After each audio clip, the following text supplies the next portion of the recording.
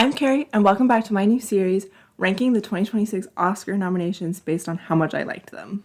I need a better title.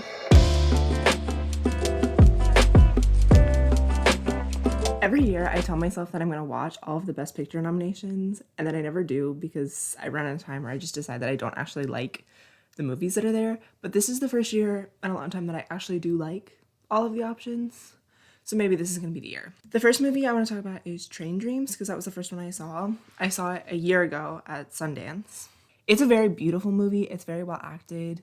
It's really gorgeous. I just didn't vibe with the story. If you don't know, Train Dreams is directed by Clint Bentley and co-written with Greg Quidar. It's based on Dennis Johnson's novella of the same name, and it tells the story of a man, Robert Grainer, who had a pretty rough childhood and then grew up in the Pacific Northwest in Idaho.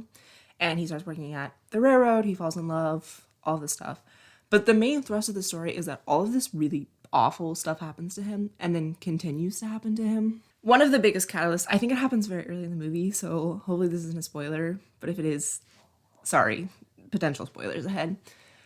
He's working on the railroad very early in the movie, and he sees this Chinese man get thrown off of the bridge by his coworkers or his employers, and we don't know why. He doesn't know why, but then he's haunted by this man for the rest of his life in a way that kind of made me think that he was regretting that situation, that he didn't step in, that he didn't do anything. He's being haunted by this regret and this feeling that he just couldn't do enough. It's a lot about grief and a lot of symbolism about life moves on after grief.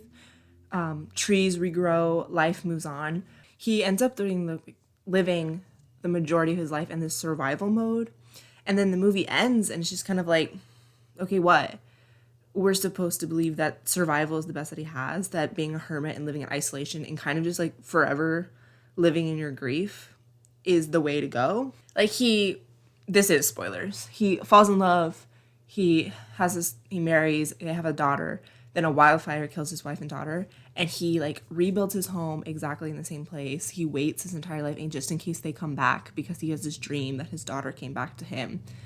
And it's not until he's way, way older that he even bothers to move on. Overall, this movie, I don't get it.